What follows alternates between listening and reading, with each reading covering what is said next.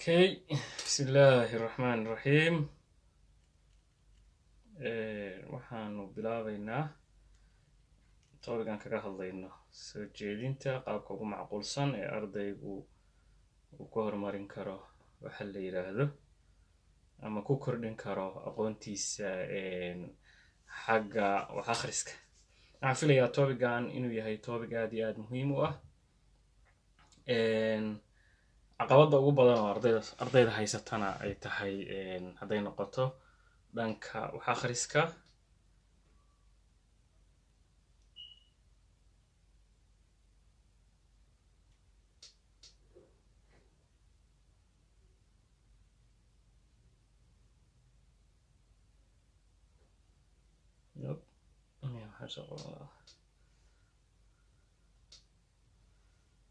aad baan kuu salaamayaa engineer jaamac. ragga maanta aan u baahannahay baad qayb ka tahay. engineer jaamac, ragga maanta aan u baahannahay baad qayb ka tahay. soo dhawow reer hindiya waxa la yiraahdo hadda wax akhriska laguma gaari jirin. waxa la yiraahdo topica maanta aan ka hadlayno waa qaabka ugu wanaagsan oo ardaygu u maareyn karo inuu wax akhriyo, qaabka ugu macquulsan ee ardaygu u maareyn karo inuu wax akhriyo. hala gaarsiiyo dhammaan akhyaarta kale ciddii danaynaysa weliba gaar ahaan ardayda. talooyin baan kusoo jeedin doonaa, afkaar baan kusoo jeedin doonaa haddii ilaah yiraahdo. waxa la yiraahdo kale fikiro dhan walba ka iman doona ayaan u badin doonaa. fikiradu ma noqon doonaan kuwa xaggaya kaliya ka yimaada talooyin tusaale ardayda oo dhan aan dhankooda ka wajihi doona ayaa jiri doona haddii ilaah yiraahdo.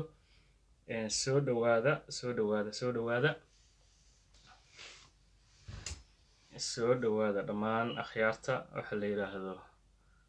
barnaamijkan waxaan ugu talagalnay sida hadda ciwaanka ugu qoranba qaabkee ardaygu uu ku horumarin karaa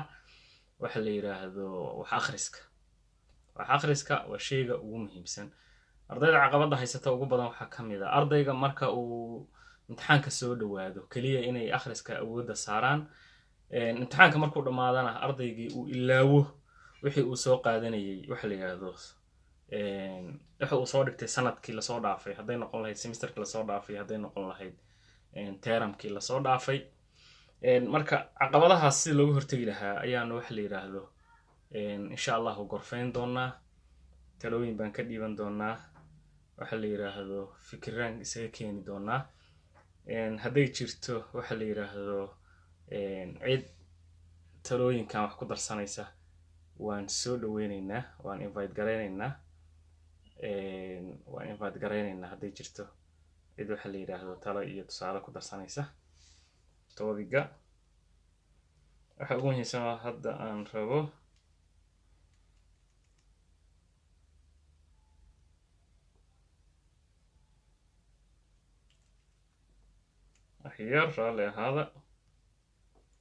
waxyar naga raalli ahaada.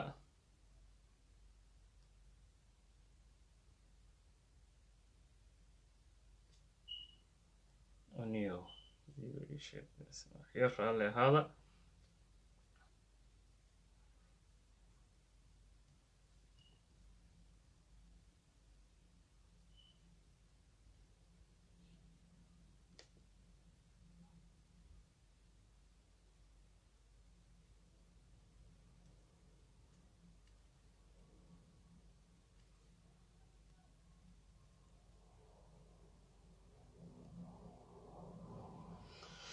okay,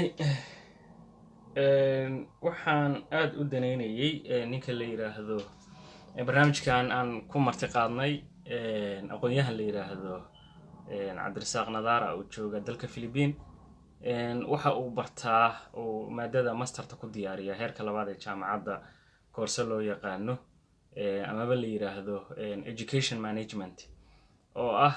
waxa la yiraahdo waxyaabaha hadda barnaamijyadan taxanahayo waydan aan soo jeedinaynay laf dhabar u ah taasoo lagu tayeyn karo waxa la yiraahdo waxtar weyn u ah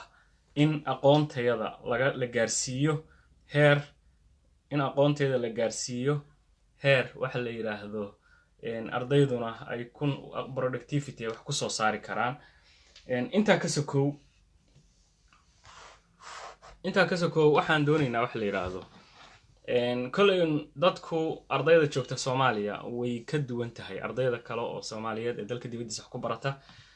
markaan ka hadlayno ardayda wax ku barata kolay meesha hadda anigu jaamacadeeda ku soo diyaariyay heerka koowaad iyo heerka labaad ee dalka India systemkan waxa la yiraahdo wax akhriskayga uu ka duwanaa marka loo eego systemka hadda Soomaaliya dhowr sababood buu uga duwanaa dhowrka sababood uga duwanaa waxa kamid ah kow Hindiya ama dalalkan wadanka dibadiisa waxa ka jira libraries inta badan haba noqdaan kuwa private ah ma ahan library markaan leenahay library waa laba nooc mid aad tagaysid oo buugta ka soo qaadanaysid oo buugtii ay taalo kuwana waa kuwa aysan buugi oolin kuwa qaarkoodna buug ma taal buugtaada iyo waxaaga adiga la tagaya kaliya waxa kireysanaysaa kursiga aad ku fariisanaysid iyo waxa la yiraahdo buugtaadana waa la imanaysaa inta ka sokow billa ayaa lacagta ula baxaysaa hadda saacadaha doontid ayaana ku qaadanaysaa inaad library-ga ku akhrisatid marka Soomaaliya wadankii loo eego ma jirto waxa la yiraahdo library private ah oo qofka ardayga intuu buugtiisa qaato uu tago miiskiisa ka leeyahay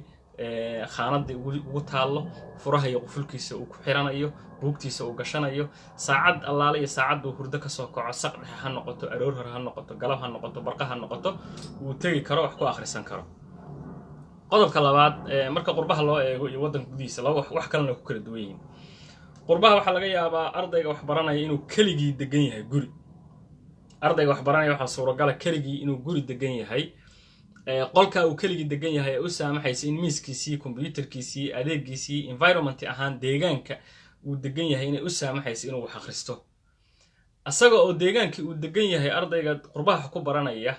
ay u saamaxaysa inuu wax ku akhristo qolka laga yaabo kaligii ama hal nin oo dhalinyaro inay wada degan yihiin ninkan dhalinyaradana ama uu hurdo ama uu maqan yahay uu wax ku akhrisan karo halka markaanu ka hadlayno dalkii ama wadanka gudihiisa Soomaaliya ay adag tahay in waxa la yiraahdo ay qofka ardayga uu kaligii inuu qol degan yahay uu helayo computerkiisii internetkiisii adeegiisii oo dhameystiran marka laba caqabadood oo aan haysan ardayda qurbaha ku barata ayaa waxay haysataa ardayda wadanka gudihiisa ku barata labada caqabadood saan sheegnay waa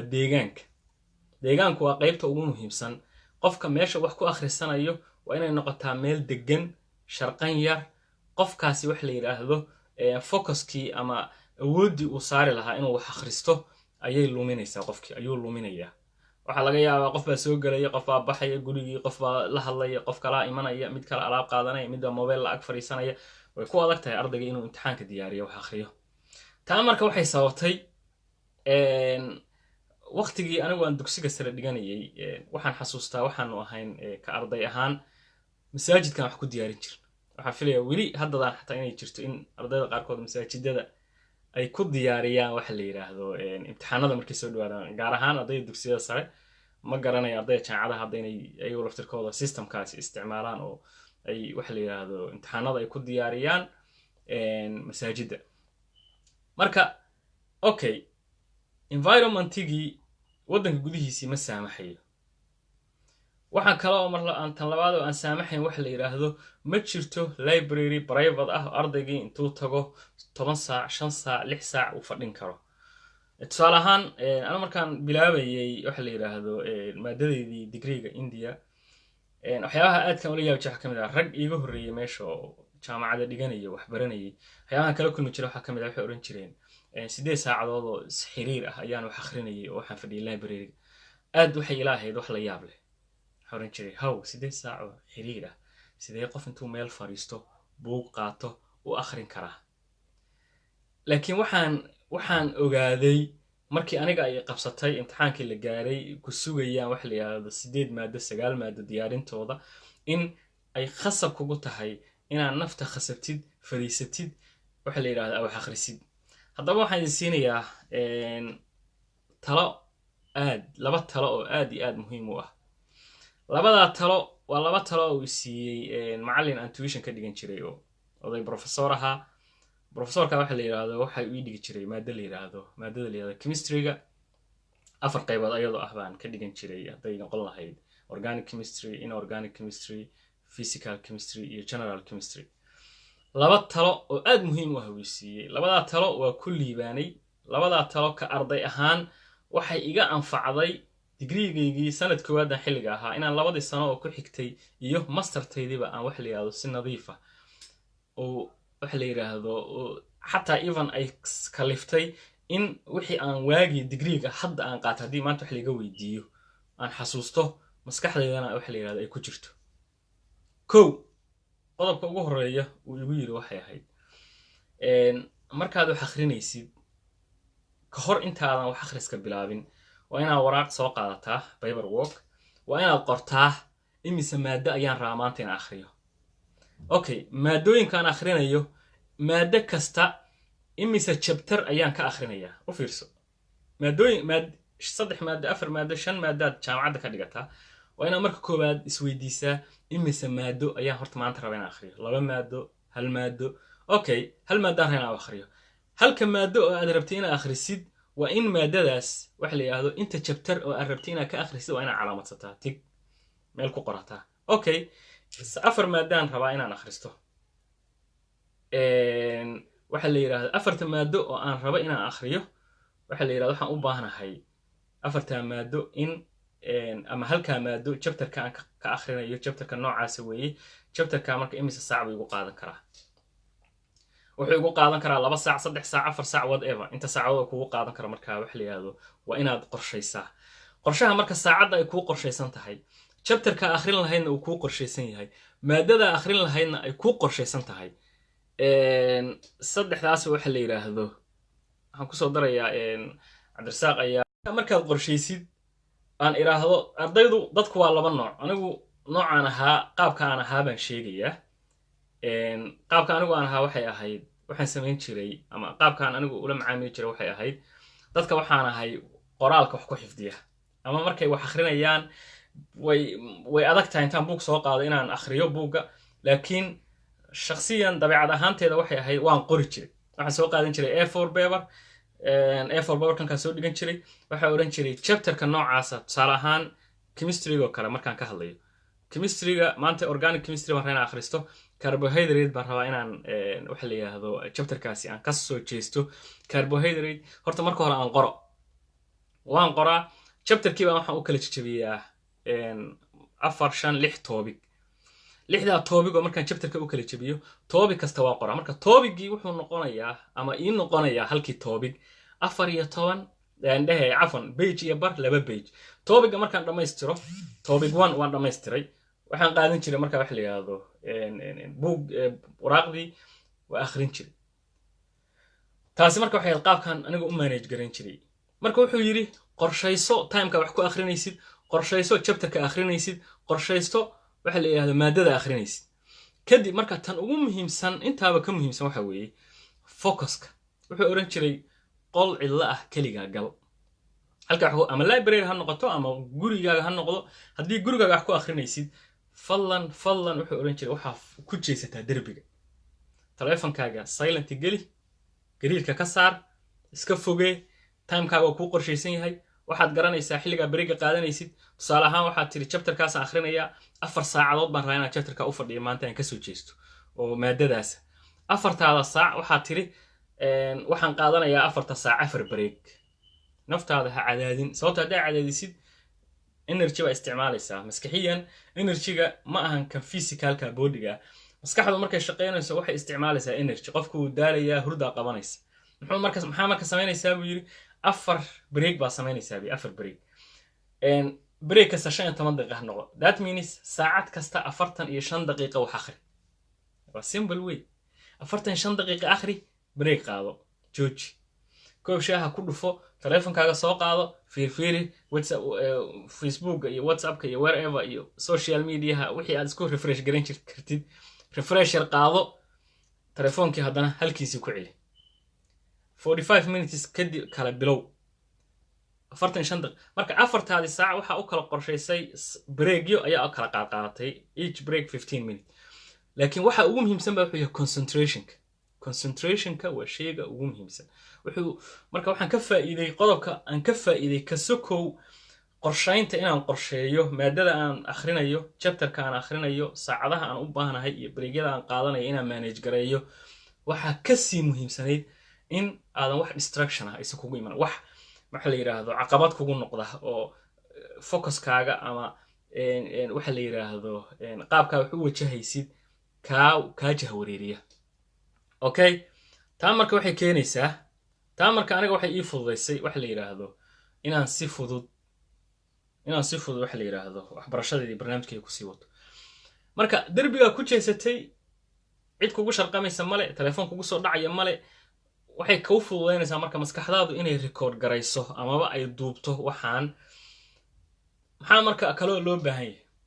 ardayda anigu English medium ahaa wax ku baranayay haddana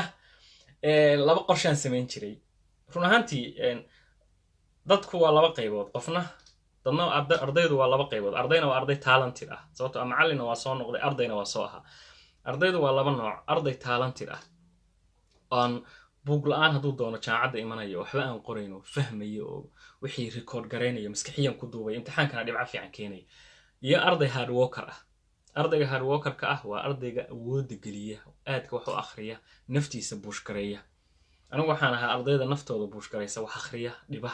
kofeegaan soo dhaansan jiray tarmuus kofeey halkan soo dhigan jiray ka bacdi waxaan khasbi jiray naftayda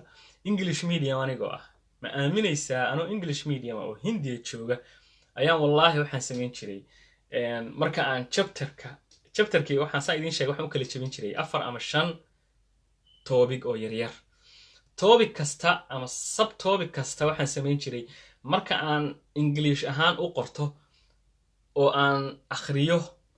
inta aanan xifdintiisa aanan gelin waxaan soo qaadan jiray waraaq kale oo A4 paper kale chapterkaas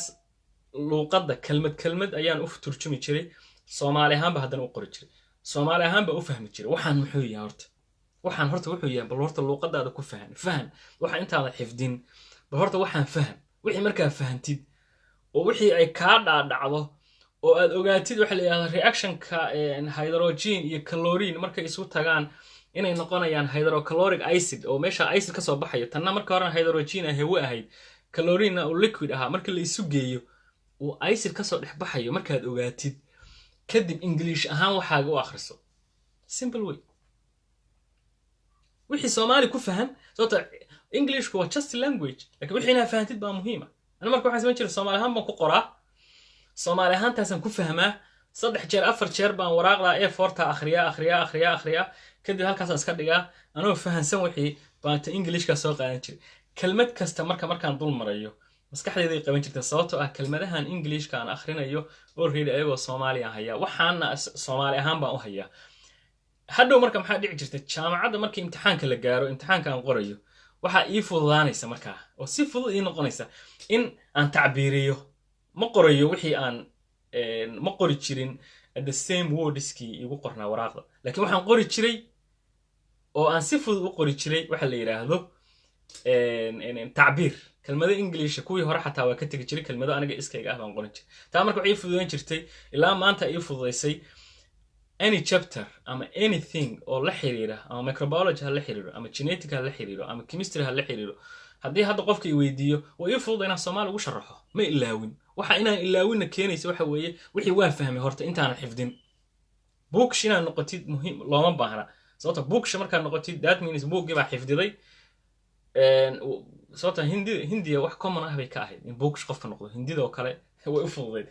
hindigii English ma yaqaan oo communicationkii adiga xataa luqadda Englishka kugulama u hadli karo ma yaqaan luqadda macallinkuna ma hadli karo haddana 10 page 15 page 30 page 40 page uu ardayga hindiga qoraya xagee ka keen waa bookgiiba soo xifti waxa marka qaar dhacda sida practicalka kale chemistry-ga iyo microbiology-ga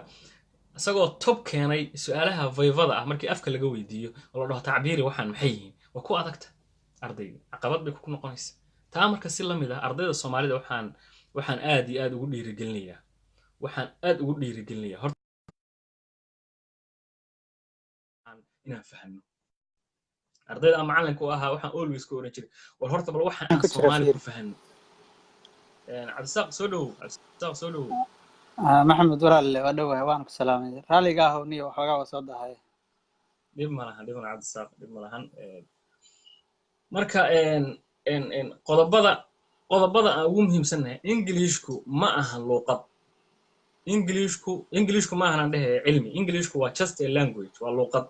wixii marka luuqad ahaan cilmi ahaan u fahan kadibna luuqad ahaan u diyaari laakiin haddaad aamintid haddaadan ingiliishka aqoon inaad jaahil tahay ma aha sidaa way ka duwan tahay waxa la yidhaahdo marka labada talo oo uu ninka isiiyey waasaan hadda idin sheegay qorshee maanta buugtaada soo qaado everyday maalin kasta markaad jaamacadda aadid in maxaa culays ku saaraya in xilliga imtixaanka la gaaro aad culays istaagtid oo 3 maalmood 4 maalmood imtixaan kaaga dhiman yahay 3 maalmood ama 4 maalmood oo uu culays ku saaraysaa waxaad samayn kartaa kaaga fudud everyday maalin kasta inaad tiraahdo hal nus saac baan rabaa inaan wax akhriyo maalin kastana waxaan u qorsheynayaa hal maadadaasna casharadii aan qaadanay jabtaradii aan soo qaadanay ilaa casharadii way socdaan weli jaamacadda way ku socdaan inaad tiraahdo casharkaas halka inaan akhriyo maxay marka faa'iido leedahay inaad wax badan akhriso ma keliya waxa u baahan tahay inaad isku koobtid waxa macallinka kuu dhigo mise waxa u baahan tahay inaad ka baxdid hayndaabka macallinka buugta uu dhigo iyo pdf-ka macallinka uu siiyo iyo presentation soo adiga wax soo diyaarisa waxaan aad iyo aad aanan ilaawi karin arday baa jiray ardaydada ka mid ahay jaamacadda markaan dhigayay ardaygaasi wuxuu ahaa semester 4 saasoo ay tahay ardaygaasi resourceyada aniga aan keensado resourceyo ku fiican buu ii keeni jiray xaqiiqatan been kama sheegaya ardaygaas isagoo flash kuwada ii keeni jiray macallin resourcega casharadana ka soo diyaarisay iyo powerpoint-gaaga kuwa waxaan hayaa waxa la yidhaahdo ka fiican oo pointiyo fiican ka hadlaya oo ka waafisan hadda fahankii sharaxa waxa la yidhaahdo waa gartay walaalkan wuxuu yidhi nuur chemistry without physics doesn't work right same goes to English yes waa sax malihi Englishka hal iska daay laakiin waxaan ka hadlay waxa weeyaan marka hore wixii waxa ku fahantaa luuqadaada marka hore wixii cilmi ahaan u faham haddaad English ku fiican tahay good anigu Englishka caqabad buu igu ahaa marka ayada ah wadankii baan ka yimid luuqadaydu waxay iska ahayd Englishka wuxuu iska ahaa buur aad u liitay tii bacreey waan iska ahayn dad carabi wax soo bartay challenge bay igu ahayd inaan luuqada iska soo dhiso laftirkeeda marka qofka luuqada ku fiican dhib kuma lahan hadduu fahmayo waxaan uu chapterku akhrinayo aasaas ahaan cilmi ahaan waxa uu marka qorsheynta inaad qorshaysid waan sheegnay oo qorshayso maadada akhrinaysa maanta qorshayso chapterka ka akhrinaysa maadada qorshayso saacadaha arabtina chapterkaasi ku akhrisid inta marka qorshaysid kadibna deji balaan ah inaad heshid deegaan sharqan yar aan waxa la yiraahdo aan ka dhexgelayn waxa aad akhrinaysid ama telefoonka ugu soo dhacayn ama qof albaabka hadda soo galaya ka baxaya qof hadba meelo ka qaybinaya iyo tan ugu muhiimsan markaan u leeyahay ardayga marka wax akhrinaya ha ku jeesto derbiga hadduu awoodi hadduu derbiga haba ku jeesto sababtaan u leeyahay waxa weeyaan markii aad qolka dhex fadhido xataa hadduu qolka hoosta kaaga xiran yahay wax unbaa kuu muuqanaya ishaadu qabanaysa waxa ishaadu qabatay wuxuu luminayaa focuskii aad saaraysay wax akhrista ayuu kaa luminaya labadaa talo kasab waa sii wadi doonaa wixii talooyin ah live-ka waxaa nagula jira oo barnaamijkan qayb nagala ah sidii maantida hore idiin sheegay walaalkeen cabdisaaq nadaara oo ah arday jooga Philippines bartana maadada Master of Education Management oo ah dee waxa adduunkanba hadda education ku kala socdo wadamadan ama horumar ha noqdaan ama wadamadan Africa ha noqdaan wherever it is wadanka soo dowlad leh kama maarmo education management inuu wadanka leeyahay haddii waxa la yiraahdo dowladana aysan awood lahayn amaba aysan suuragal ahayn inay kaalinta bixiso wixii wacyigelin oo ku buuxinaynaa barnaamijkaygu ma ahan mid joogtaay oo maalin kasta qolo live soo gasha minhu waxaa laga yaabaa labada isbuuc inaan mar is haleelno sababtoo ah qof walba danihiisa iyo hawlihiisa ayuu ku mashquulsan yahay laakiin intaan waxaan isleenahay waari mayside war ha kaa haro oraahdi ahaydoo sax bal wax un reeba hadday caawati alla idiin timaado dad wax ka tegay oo bulshada wax u faa'iideeyey oo bulshada wax un fariina gaarsiiyey mas-uuliyaddii saarnaydna qayb ka mid ah ma wada gudan mas-uuliyaddina saarnayd laakiin qayb ka mida inaan gudanay ayaanu malaynaynaa cabdisaaq soo dhowo walaal maxamed walaale aad baad u mahadsan tahay waan ku salaamaya adiga iyo daawadayaasha dhan aad iyo aad baan inii salaamayaa waa mahadsan tahay walaale xog aad iyo aad u muhiimsan baad runtii nala wadaagtay intaas horta anugu keliya waxaan ku darayaa waxa weeye haddaan bayskaba kasoo bilowno hadda tusaale ahaan arday baa waxaa la geeyey iskuol ama jaamacad adigu anyway meeshii doonta ha noqoto waarid baa arday waxay keeneen iskuol waxay dhaheen ardaygan waxaana loo baro marka waxaan u kala qaadaynaa waxna waa wax ardaygu xaq u leeyahay inuu helo waxna waa wax ardayga asaga laga rabo inuu guto oo mataqaanaa uu la yimaado tan ardayga intaanan u gelin oo ardaygu wuxuu asagu la imaanayo intaanan u gelin ardayga horta waxaa laga rabaa inuu asagu helo waxa u muhiimsan waa 4 shay un kow ardaygu waa inuu helo syllabus ama course outline complete ah oo dhammaystiran oo sida ardada adduunka uu la janqaadi karo oo u dhammaystiran wasaaradda waxbarashada in uu ka helo ama meeshaas uu joogo waa midda koowaad midda labaad waxa weeye maamule ama school management fiican inuu helo oo ardaygaani mataqaanaa wuxuu u baahan yahay iyo waxa u qabsoomay la socon kara oo waxaan fahmi kara sax tan saddexaad waxa weeye macallin ama macallimuun fiican oo ardaygaani wuxuu uu dhiganayo mataqaanaa ha qabtiri kara oo baahidiisa dabooli kara inuu helo absolutely sax tan afraad waxa waaye waa family oo mataqaanaa xagga financialka inuu ardaygaani uu helo wax mataqaanaa family ama hadday qarash noqoto ka caawin kara ama hadday asagu xoogaa waxbarashadiisii u ka seegseego mataqaanaa pressure garayn kara oo aad iyo aad xiriir ula leh maamulka iskuulka maamulka gacanta ku haya ardayga horta afartaas asagu hadduu helo horta wixii asagu u baahnaa wuu helay markaas asaga waxaa laga rabaa inuu mataqaanaa dhinaciisa asaguna marka asagana maxaa laga rabaa marka dhinaciisa hadduu intaa helo marka afar buu u baahan yahay afartaa hadduu helo marka asagaa waajibka ku wareegaya waan u gartaa asaga afartaas hadduu helo managementgaas waxa xitaa soo hoosgelaya waa environmentiga ardayga wax ku baranayo oo kale hadday library noqoto wax walba iskuulka facilitygiisa ardayga horta inuu meeshaas laga heli kara waaye oo ardaygu hadduu bilmatalan uu dadaalkiisa la yimaado oo intaas mid ka mida uusan waayin waa garta intaas hadduu ardaygaasi helo meeshaas uu ku nool yahay uu helo waxaa intaas ka badan waxa asaga saaran xilka asaga saaran baa badan midda koowaad oo asaga marka hore lagu baraarujinayo ama midda koowaad marka hore asaga loo sheegayo waxa waaye inay tahay horta waxaan uu baranayo inaan looga sheekeyn faa'iidadooda oo keliya ee looga sheekeeyo horta asagu muxuu waxaan u baranayaa intaan lagu dhiirigelin waxaan inuu xooga saaro waxaan markaan xooga saaro maxaa aniga faa'iida oo aan ka helayaa oo ka dhalan kara marka hore in asaga loo sharaxaa arday kasta in waxaan muhiimadiisa loo sharaxaa weliba markuu ardaygu intuusan college-ka gaarin high schoolka iyo wixii ka hooseeya ardaygu markasta waa in loo sharaxo xagee ku socotaa maxaa muhiimada oo leedahay oo u socotaa muhiimka uu leeyahay waa in waxaan marka hore loo sharaxaa waa garta marka waxaa imaanaysa markaas asaga maxaa laga rabaa arday marka la leeyahay oo magaca arday uu qaadanayo maxaa laga rabaa kow horta ardayga waxaa laga rabaa inuu aamino uu maskaxda markasta ku hayo waxaani maxaa faa'iida oo mataqaanaa ay ku leedahay waxaan waa mustaqbalkaagii waxaani mataqaanaa waa horumarkaagii waxaani naftaada markaad dhaaftid ehelkaaga waxa kaaga xaqle dalkaaga wax ugu qabanaysaa ardadaada walaalaha wax ugu qabanaysaa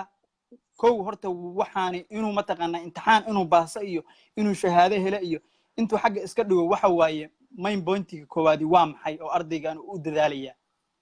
absolutely sax taas markuu fahmo iskuulku soo xaadiri ardaygii galaas buuba xaadiri maxaa laga rabaa markuu galaaska soo xaadiro step by step weeye mar walba meel uu joogo waxbaa dul saaran waxna waa laga reebaya waxna waa inuu qaato iskuul uu yimid galaaskiiba uu yimidba galaaska wax markuu soo u yimaado waxaa la rabaa macallimiinta inuu xiriir fiican la leeyahay oo uu ixtiraamo asagoo aaminsan macallinkani iyo asagu bilaadantinimo marka loo fiiriyo inay siman yihiin laakiin ixtiraam macallin inuu ka mudan yahay asaguna xaq uu ugu leeyahay wixii su'aal ah ama wixii qaladaad ah oo mugdi meel ugu jiro inuusan la baqin waxaan xasuustaa markaan ama shanaadka iyo lixaadka ahaayoo kale macallinku ma fahantay waan fahmin baan iska dhihi jiray anoona wixii fahmin صح يا صح كاغا سو نقن هذه waxaan biri kamaal ana ay qabsanaysaa haday imtixaan noqoto iyo haday fahan waxaan cilmiga ay noqotaba ana ay qabsanaysaa markaas waxaan dhigi jirin ma fahantay waa fahmay un صح hore uga soco baqdintuna waxa la yaabaa macallinkaas xitaa xiriir fiican inaan lahayn laakiin baqdin ardada markasto macallinka uu soo horistaago waa iska baqaysaa ardayna waxay ka baqaan ardada sheegna ma sheegi karo wixiisa umbu la aamusaya marka Soomaalida waxay tiraahdaa waxaad qarsataa way ku qarsadaan absolutely صح markuu galaaska soo galo waxa la rabaa ardaygu inuu active noqdo oo macallinka wuxuu sheegaya uu fahmo oo uu sharaxaada wax allaaliyo wuxuu ka fahmi karo uu fahmo sharaxaada laftigeeda marka dib ka timid ardaygii asagoo fahmaya wixii oo waxa la ardaygii asagoo macallinkii la socda oo macallinkii wuxuu sharaxay ma taqaan la socdo ba waxa laga yaabaa in xagga luqad ahaan uu fahmin oo ay ku adag tahay absolutely صح marka waxa fiican luqadu sida hadda walaal la sheegto kale luqada Englishku ama luqaduhu aqoon ma ahan laakiin se waa wixii aqoonta noo sahlayay صح marka waxa fiican ardaygu luqadaas wax lagu sharaxayo ama Carabi ha noqoto ama Soomaali ha noqoto ama English ha noqoto ama luqad kale ha noqoto waa furihii waa iftiinkii banaanka uu qofka haduu indhal aan yahay ma socon karo luqadu waa wax koobaad oo ardaygu uu wax ku fahmo waa sax midna ardadeenu ama dadkeenu ha ogaado qof walba luqada wax loogu sharaxayo wax ugu muhiimsan haddaad macluumaanta in qof wax u sharaxday ama qof wax u sharaxo baahida waxaan uga bixin karo qofkaas oo luqada oo aqoontaas aan uga haqabtiri karo waa luqada qofkaas uu ka soo jeedo halka igu celi hadda meeshaas hadda pointiga ka hadashay waxaan aad uga fahmay markaan wax baranaynay waliba master's iyo degree-ga labadaba Hindiya markaan ahayn macallinku anagoo ajaanib badan galaaska ku dhigana oo waliba arday kale oo gobolada kale oo Hindiya ka timid galaaska ay ku jiraan luqadda localka deegaanka aysan fahmayn ayaa waxa laga yaabaa macallinka marka qaar inuu talagu qodobka muhiimka ah oo ardayda uu rabo inuu si fiican u fahansiiyo inuu local language ku hadlo markaas ardayda gobolada kale ka timid Hindida ah iyo annagii foreign-ka in ba qaylaaf ku shuban jiray macallin kada ku soo laabo markaas dhaha qodobka muhiim ah horta ayagan ku fahansiinaya صح صح ayaga ku fahansi laakiin soo laabo ardaygaas macallinkaas wuxuu la jeegaa arday kasto oo ku nool adduunkan luqad uu wax ku fahmi karo oo boqolkiiba boqol baahidiisa waxaan mugdi ugu jira uu ku fahmi karo waa luqada uu ka soo jeedo ama Soomaali ha noqoto ama English ha noqoto ama luqad kale ha noqoto ardaygu wuxuu wax ku sharaxi karo waxa weeye waa luqadiisa taas waxaan ula jeedaa macallimiinteenu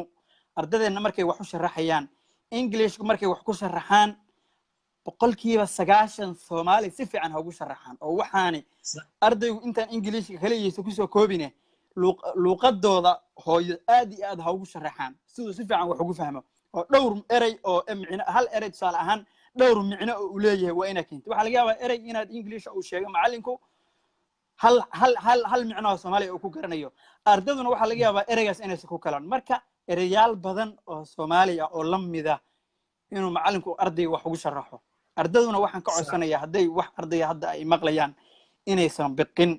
haddaa xitaa baqaysid marka galaaska ardaydu ku jira aad ka baqaysid iyo environment-ka aad ka xishoonaysid markii galaasku sii dhamaanay macallinka inta u tagto waxa tiraahdaa inta meesha markii hore calaamaysatid waxa tiraahdaa macallin meeshan ma fahmin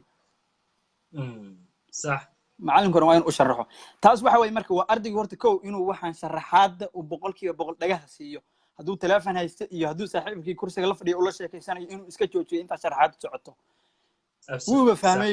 wuuba fahmayba wixii noodna waa qortay wixiina uu fahmay galaaska waa laga soo baxa maxaa xiga waxa xiga ardaygu markuu galaaska ka baxo wixii macallinku maanta dhan uu sharaxayay inuu ma taqaanaa uu ka qaato ma taqaanaa wax ma taqaanaa comprehensive ah oo uu fahmi karo intuu buuggiisa dib ugu noqdo inuu yidhaahdo bal macallinkii maanta muxuu ii soo sharaxa meel baa kugu adkaatay haddaan waagahay iskuulka dhiganayay maanta mataqaana waxyaalahan la isticmaalo dhan ma jirin buug dictionary oo mobile lagu qaatay ma jirin galaas dhexdiisa xitaa harata hadda waa fiirin ka dhaa mataqaana google baa meesha dhan macallin kale jeebka ku wadataa waa ina macallinkaaga kale isticmaashid oo ardadu inta badan dictionaryyaal ay isticmaalaan mobilekooda ka buuxsadaan markay wax diyaarinayaan anu weligii intaan library tegay ama meel tegay dad waxaa arkaysaa intay buugga soo qaataan maskaxda ku qaata anugu ilaa nowd aan qorto oo markaan nowd ku qorto kabacdi aan waxaan ingiliish ahaan marka hore ku fahmo oo marka hore waxaan aan fahmo maba xifdin karaan mana qaban karo marka ardaygu markuu galaaskii ka soo baxay macallinku wuxuu kuu sharaxaya waa kooban tahay oo waa wax yaroo kooban laakiinse ardaygu horta intuu macallinka u soo sharaxay waa inuu fahmo oo luuqadiisii mataqaanaa si fiican ugu fahmo cilmi ahaanna uu u qaato ee waxaan yuusan u qaadanin imtixaanka berri meeqa markis baa keenaysaa absolutely waa xaqiiq wata waa ilaawaya hadhowtana gadaal ka tuuraya waxa adda kor waxa imtixaanka iyo formanka ugu horreysay baa waxa lagu keena laf waa maxay baa ku jidhay laf waa maxay english bay ahayd laf waa maxay meel u dhaqaashay garan waay صح haye waysa bomba la isoo qora hadda adiga waa ka boonad maxay tahay waa laf English Soomaaliyan waa u garanayaa laakiin aase wixii inaan waxaan cilmi ahaan ma taqaana waa u sharxi waay maalintaas saa u qabtay wallahi marka imtixaan ka soo baxay baan fiiriyay ilaa hadda wixii ma taqaana waa ku dhigay taas way ardaygu markuu imtixaanka ku jira su'aalaha ku adkaada hadhow buu fiiriyaa weligiisna ma ilaawo xaqiiq taas xaqiiqa marka waxa waaye ardaygu wax horta waa inuu fahmo wixii macallinka markaad aasay luuqad ahaan iyo mataqaan aasay cilmi ahaan u fahantid kadib inta kaloo kaa maqan intay ha ku joojine chapterka baar buugaag 2 buug ama 3 buug oo kala gedisan chapterkan maxay ka yiraahdeen English isku meel buu imaanayaa erayaashan nimankan buugaagta qora ay isticmaalaan waxba mataqaan farqi ma keenayaan wuxuu isku meel bay ku wada socdaan hadda hadduu arday mataqaan reproductive system uu sharaxayo ama cardiovascular system wixii buuggaas aduu cilmiga ka qaado laakiin luuqadu de laba eray oo kale mataqaana kala gedisan bay isticmaalayaan cabdisaaqo adiga oo kale aqoonta aad u leedahay iyo kale maadaama aad tahay maadaama aad diyaarisid wax la yiraahdo education management adduunyadu waxaa jirta hadda wadamadan galbeedku ha noqdaan Asia ha noqoto Asianku waxay sameeyaan iyagu system gaar ah ilmuhu hadduu fahankiisa hooseeyo ilmo fahantiisu sidiis u hooseeyaa jira waxay u qabtaan tuition guriga ah wadamadan reer galbeedka haddii ilmaha fahankiisu hooseeyo waxay iyagana u sameeyaan ardayga in galaasyo separate iskuulka loogu dhigo lagu reebo waxay kula tahay iyada laftirkeeda barnaamijkaasi inuu qayb ka yahay ardayga wax akhriskiisa iyo ardayga wax diyaarintiisa Soomaaliya marka loo eego weliba aysan jirin home tuition wax la dhaho kale ma aan hadda waayadan dambe la sameeyay home tuition wax la dhaho kuma ogi jaamac iskuulada laftirkooda ardayda inay soo celiyaan oo wax u dhigaan ma leh saacadaha wax la baranayo waa taqaanaa waddankii waa 4 saacadood kaliya 4 saacadood adduunku waxay sameeyaan waa aragtay intii barqadii la galaa waxa laga soo baxaa galab dheer 4 galabnimo wixii kale oo u baahan in wax loogu cishana waa lagu sii hayaa iskuulka ilaa 2 saacadood oo dambe macallimiin gaar ah loo sameeyaa laakiin anagu iskuuladii waa ganacsi waad ogtahay waa la socotaa labada galab wuxuu rabaa inuu faa'iideysto galaasyada yararka ay u buuxaan macallimiin badanna ma haystaan walaalow taas horta wallahi waa taas way fududahay xalinteed aad iyo aad bay u fududahay waxay u fududahay ardaygu maalin kasta galaaska waa yimaadaa imtixaan ma gooyo activity ma gooyo laakiin dabiiciyan ahaan ardaygan waa arday iska low performance oo ardaygani dadaal kuma yara laakiin si kasta uu dadaalo markisku rabay ma gaarayo marka waxaan u fahmay su'aasha ardayga see laga yeelayaa hadda waxa jira waxyaalo dhaho mental retardation wax la dhahaa jira qayb weyn ka oo fahanka ardayga genetically cudurro waxaa jira qofka ardaygan umaba dhalanba qofkan umaba ilaahay mataqaana umaba dhalanba inuu mataqaana qofkan ama inuu ardaydan sida maanta hadduu wax diyaarinayo ama wixii ma fahmayo ama mataqaana waxba ka qaldan oo maskaxdiisa ka qaldan ardaygaas midda koowaad waxa loo sameeyaa horta macallimiintu ardaygaas activity ardada kale ka badan inay u diraan oo ay siiyaan tusaale ahaan ardada kale 2 activity marka u didid ama 2 assignment marka u didid asaga waa inaad 5 uga dhigtid ama 6 uga dhigtid absolutely صح si gaaran ah ula socotid tan kale Soomaaliya waxa ka jirta waxa waaye ardaydu qaar ba ardada iskuulka nacsiya inta ilaahay aqoonta siiya arday waxa jira talented ah oo waxba diyaarin oo marka macalinku wax sharaxaba wayba yaqaaniinba waxaas kuwaas ardada intooda badan kuwaas ardada way dhumiyaan intaas meelaha wareegayaan waxba ma diyaarsadan ayagu kuwii kalena ayaga fiirsanayaan marka waxa waaye ardadaas waxa macluumaadka waxaan kula darin lahaa ardada markay grouping u sameynayaan ama ardada ay activity-yaasha u dirayaan waa inay u fiirin yaa isku meel degan iyo yaa isku aqoone waa inay isku daraan arday aqoontiisu sareyso iyo arday aqoontiisu hooseyso sida ardaydaani arday kale uu caawiyo uu tusaale ahaan anigu maanta nin kale saaxiibkay aqoonno galaaska ila fadhiya baa iga aqoon badan anana walaalkay liidaynin waa inaan mataqaana wax ka karorsado oo inaada niyow ilaahay fahmad buu ku siiyey ee caawi arday kastana arday intuu ka aqoon badan yahay waa inuu caawiyo macallimiintuna markay groupingka markay sameynayaan ama ardadu wax diyaarsanayso oo waad aragtay xilliga imtixaanaadka kolba Soomaalidu wax diyaarsata markaas oo kale ardadu waa in la isku raaciyaa ama marka horeba lagu soo carbiyaa marka groupingka la sameynayo ama xitaa marka kuraas loo fariisanayaan in ardadu siday mataqaana kala yihiin loo fariisiyo nin mataqaana meel dhaxaada nin iska hooseeya iyo nin mataqaana ilaahay dee fahmad badan siiya waa in la isku dhex daraa marka haddii ardaygaasi activity-gaas loo diray uu wax ka qaban waayey oo mataqaana uu ka soo kaban waayeba waa in dee macallimiintu ay mataqaana waxyaalo dheeraada ay siiyaan ama waalidku ay u qabtaan macallin maadadaas ardayga uu ku hooseeyo si khaas asaga ugu dhiga صح tan kale dhibta ardayda in haysta waxa weeye tusaalahaan maanta imtixaan baa la qaadaya imtixaankii markii la qaado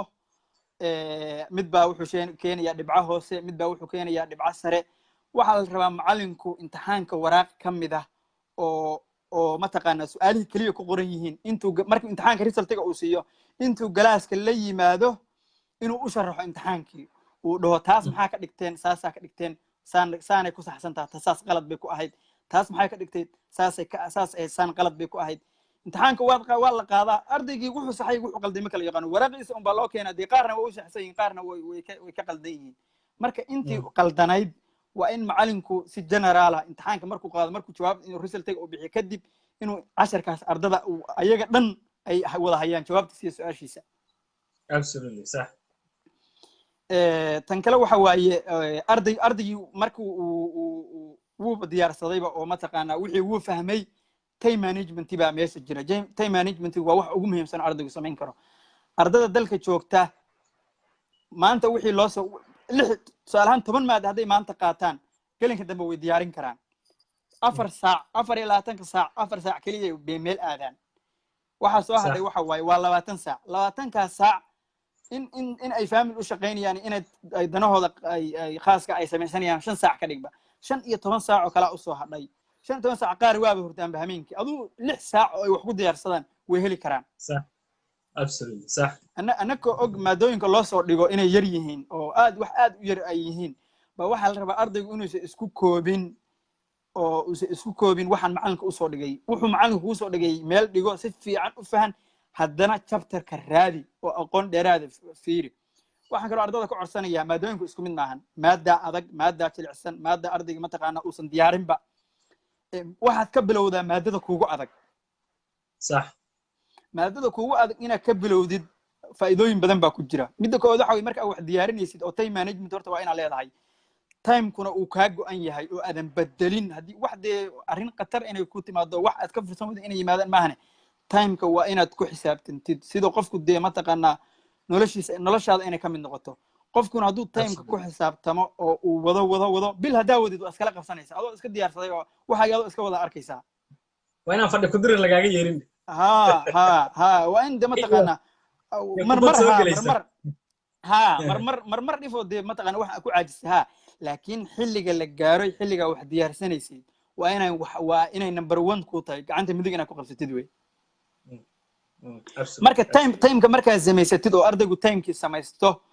waxa weeye wixii facility ah oo kuu fududeynayay maadadan akhrisanaysid tusaalahaan maanta xisaab oo kale ardaygu raba inuu diyaariyo qalimuunteedii oo mataqaanaa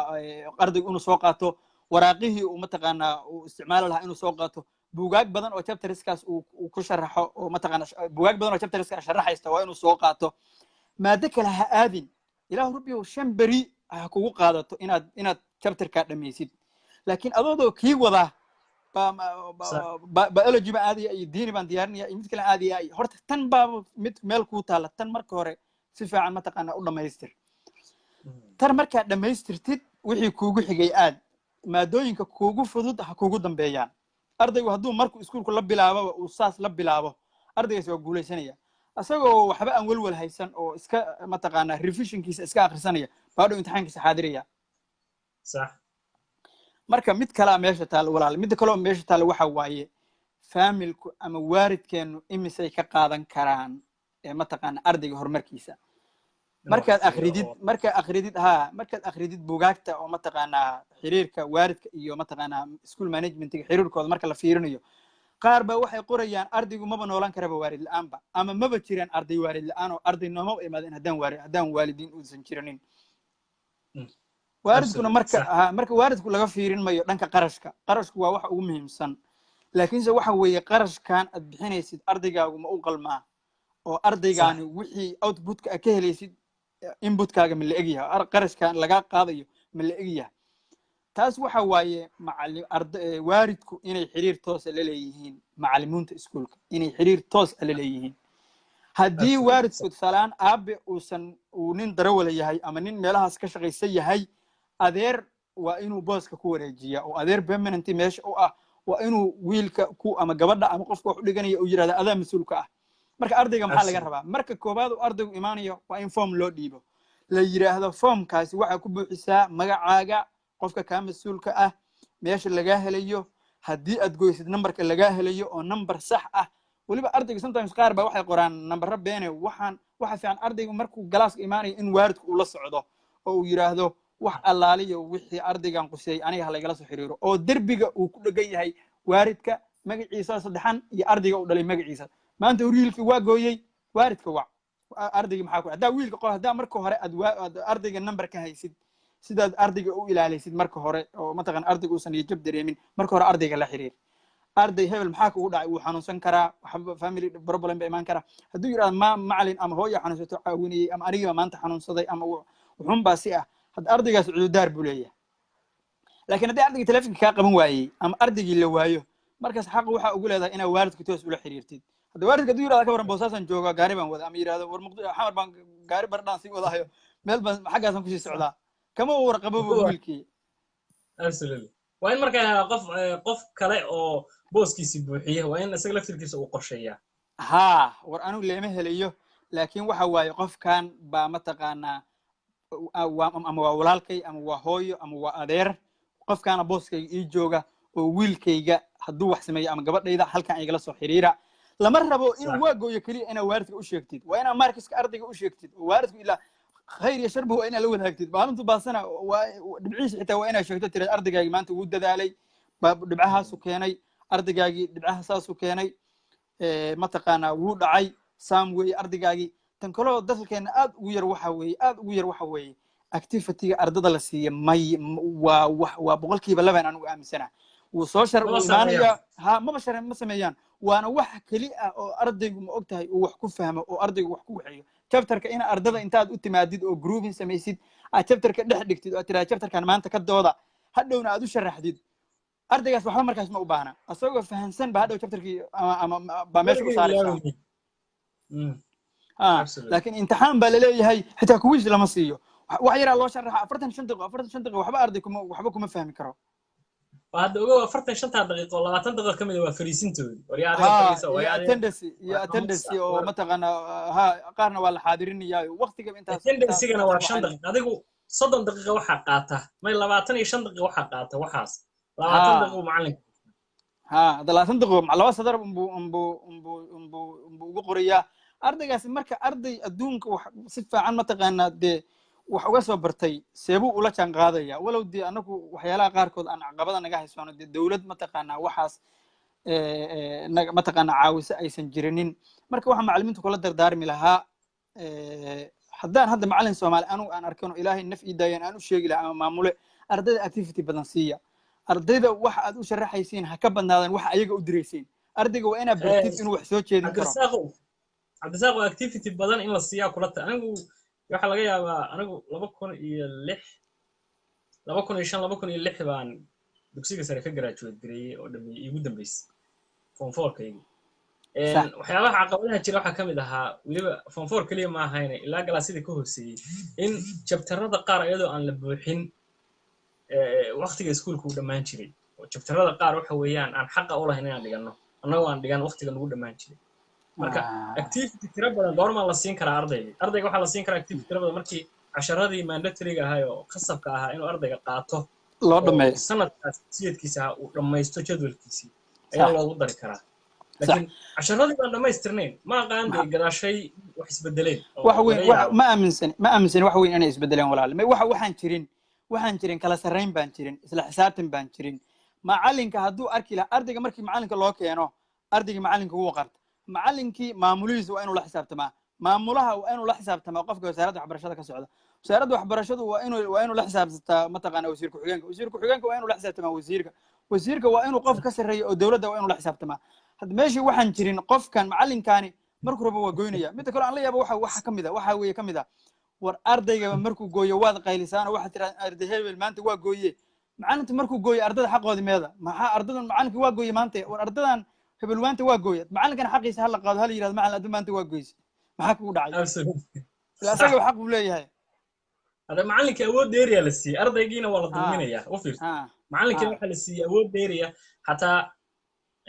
uu awoodo inuu ardayga dharbaaxo qaarkood inay ardayga aflagaadeeyaan oo ardayga caayaan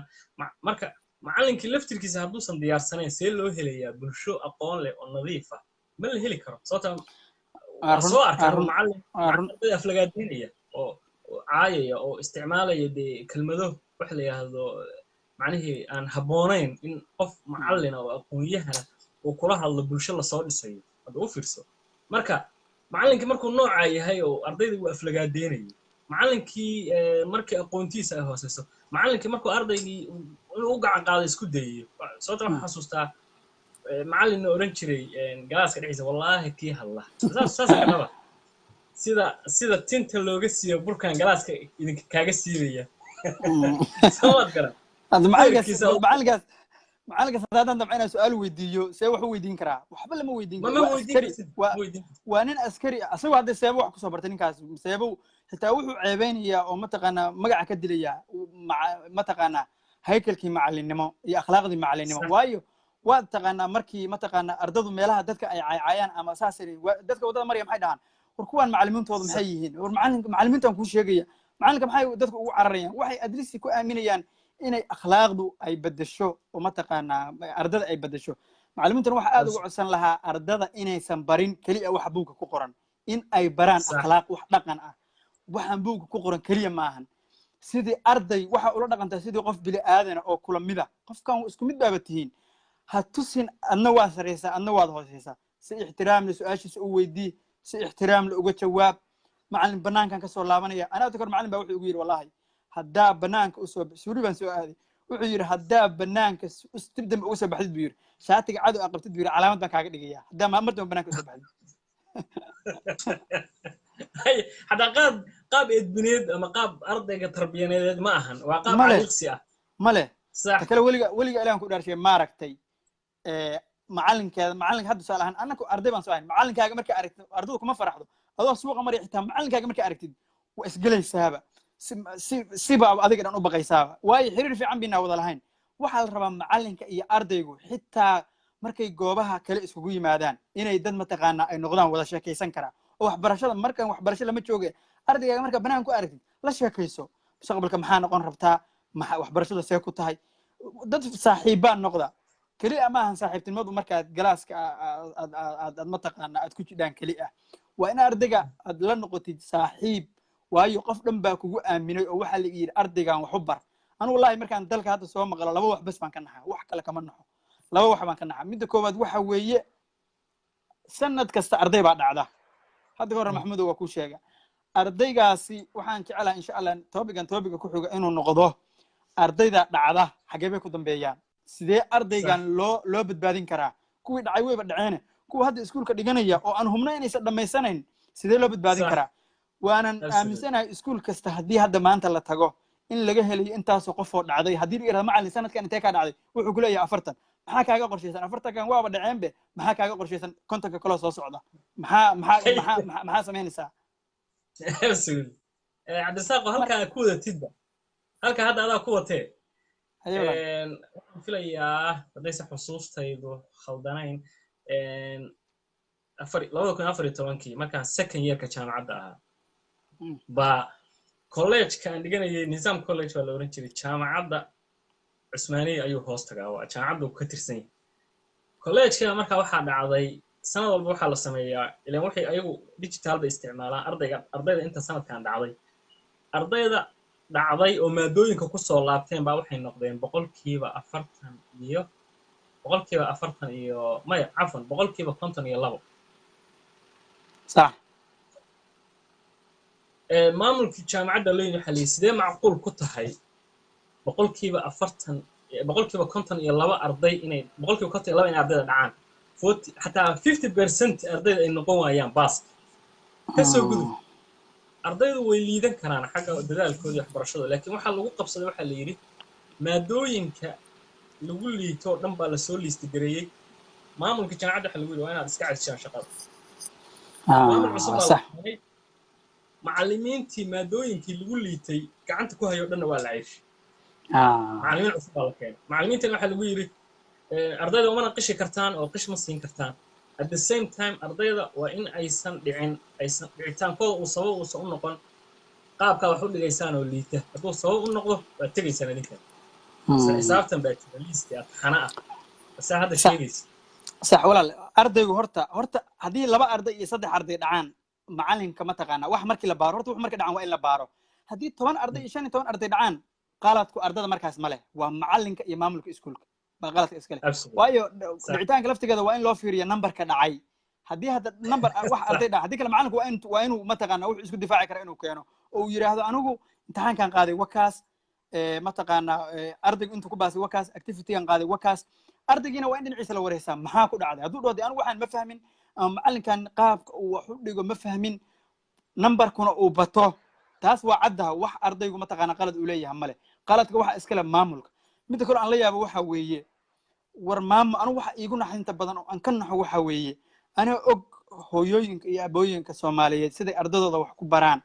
hooyo laga yaabo inay duruuf iyo dhib iyo naxdin mar ay wax weydo wax ku barto haddii la yiraahdo war maanta cunugaaga ugu dhaca war 3 sano macallin u ahayd 4 sano macallin u ahayd waad ogeydi maxaad ugu sheegi weydi mar hore maxaad ugu sheegi weydi midda labaad waxa weeye ardaygu inuu god ku sii socdo waa aragtaaye hadduu ardaygu imtixaanka koobaad ku dhaco imtixaanka labaad ku dhaco maxaa suganaysaa midda labaad waxa waaye horta oo aan macallimiinta weydiin lahaa waxa waaye goormee dhihi ka dhaa ardaygu wuxuu ku jiraa inuu dhaco khatar ardaygana qarka wuxuu ugu saaran yahay inuu dhaco waa goormee ma markuu 10 galaas gooyaa ma markuu shaqada meesha aniga aan joogo ardayga student at risk waxa la oran karaa 3 galaas oo consecutive ah oo sabab la'aan ardayga hadduu gooyo ardaygaasi waxa lagu daraa ardada sanadkaas dhacaysa inuu ku jiro khatar inuu ugu jiro waa run marka ardaygaas waa in wax laga qabtaa dalkeena ma markuu 10 isku xigta dhacaba arday u gooyaa ma markuu ma taqaana 20 isku xigta arday waxa argaysaa bil maqan macluumaadku wax kale ma dhahan wariyaa adigu bari waaridka ay keen warninkan asagaaba khatar ku jiro googoynaya waaridka inuu ku sheegay inaan sugin adba waad ogtahay waaridka maxaa adiga kaaga xiran inaad gurigiisa waaridka aad tagtid xaq baa ku saaran arday dhan oo Soomaaliya la rabaa inaad ma taqaana mustaqbalkiisa soo saartid haddaa asugu xitaa googoynayo adigu taada ilaahay ku saaray ka soo bax hooyo ama aab wiilkaaga waa googoynaya waxbarashada kuma fiicna kolba ma taqaana ayagu ama lacagtooda yarta hadaystaan adiga maxaa ka saaran ardaygan gooynaya ardaygu waa inuu u sameeyaan nidaam uu wax ku diyaarsado oo environment ha noqoto buugaag ha noqoto library ha noqoto time management ha noqoto ardaygu hadduu xitaa u diyaarsan asagu inuu wax diyaarsado waa inaad u diyaarisid adigu ama ha qaata ama yuusan qaadan laakiin asee macallin ahaan asee maamul ahaan weliba anu maamulkaan la hadlaya waa inaad ardaydu ay kugu daydaan adiga oo aad tiraahdid ma taqaanaa jadwalkan wax ku diyaarsada maadadee kugu adag ardada general ka qaad maadadee kugu adag imtixaanka xageeba inuu kaga adkaa waayo waxaan haddaa u daysid berri waa kusii dhacayaan berri dambe waa kusii dhacayaan maalinta imtixaanka high schoolka gala wuu dhaca xaggee aadaya ardaygaas jaamacad ma aadi karo hadduu xitaa jaamacaddii aado oo ardayga jaamacaddu iska aqbalaan arday base u dhisan ma ahan oo macallimiintu mataqaanaa dee arday daaqada kasoo galay marka isagana topic aan ka hadlay topigaasi meel baan ku qoranaynaa cabdisaaqo laba dhacdo ayaan la kulmay cajiiba sax walaal oo qodobka hadda ka hadlaysa ah macallinka ardayda iyo macallimiintu inaysan ahayn waxa la yidhaahdo saaxiibtinimadoodu aysan hagaagsanayn macnihi ardayga oo macallinkii markuu arko uu ka cararayo ka baqayo sababtaa waa xaaladda aniga wax kusoo bartay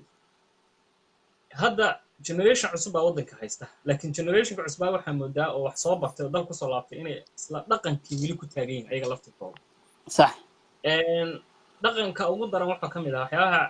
labada dhacdo oo aan la kulmo waxaa ka mid ah dhacdada koowaad waxay ahayd ardayda ayaan waxa la yidhaahdo anigu dhex geli jiray waa wareysan jiray waa la sheekaysan jiray waxaa laga yaabaa break timeka oo kale ardayda cafeteriahooda inaan kafeega iyo waxa u doonto macallimiinta qayb ka mid ah ii yimid waxa la yidhi waniyahow macallin baa tahay waliba macallimiinta jaamacadda hadda dee ninka ugu aqoonta xagga markay master haystaa tahay waay ardayda u dhex gelaysa soo garan ardayda dhex gelin ardayda lama dhex galo maya waxa weeyaan marka waxaan ku yidhi war anigu arday baan soo ahaa iyagoo kalena waa soo maray maanta waxa iyaga aan dheerahay waa certificate waa shahaado shan sano igu qaateen labadaa shahaado ku qaata birri intay 5 sano ku qaatay labadaba soo qaataan bay PhD ku soo dari karaan marka ma waxaa rabtaa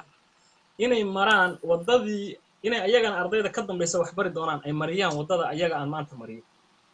maya waa inaan wadada bedelnaa waa inaan u bedelnaa environment macallinka ardaygu ay saaxiib yihiin laakiin saaxiibtinimadooda aysan ku dhisnayn inay ardayga iyo macallinku ay qishiisa siiyaan wax interest sax ardayga meel kasta uu maraya macallinka inuu u iman karo uu weydiin karo macallin halkaas ay rabo waxaas aan fahmi waayey macallin meesha maxaa ula jeeday adiga laftirkaaga marka aniga ka ahaan waxaan ku dadaali jiray ardayda xataa kala barto kuwa ku liita fahanka iyo kuwa aan fahanka ku liidan oo horay wax ka fahma system waxaan u sameeyey ah kuwa horay wax ka fahma in markii casharkaan dhammeeyay intaan soo kicaan dhaw ku celiya adin hal mar ugu celiya kuwa sababta waxaa laga yaabaa kaa inuu 2 jeer wax ka fahmo kan meeshu hal mar wax kaga fahmayo kaa 2 jeer mid kale oo 3 jeer markii lagu celiyo fahmana inuu meesha fadhiyaa suuragal marka waxa kale oo incidentiga kale ama dhacdada kale la kulmay waxa kamid ah ardayda waxaan malaynayaa hadda facebookayga ardaydaydii 60% kamid ah friends baan ka nahay marka ardayda kamid aan maalin comment ku wada hadalnayo ardayga hadhow ii sheegi doona ardayda kale waxay tahay wareer miyaa waaran tahay macallinka waxa weeye commentiga iyo ugu bixinaysa macallinka soo garan macallinka sida wax ka baxsan bini aadankii kale oo macnaheedu difference-ga ku dhaxeeya adiga iyo macallinka waa shahaado waa warqad biri qofka uu wax ka badan uu soo qaadan karaa wax ka badan buu soo qaadan karaa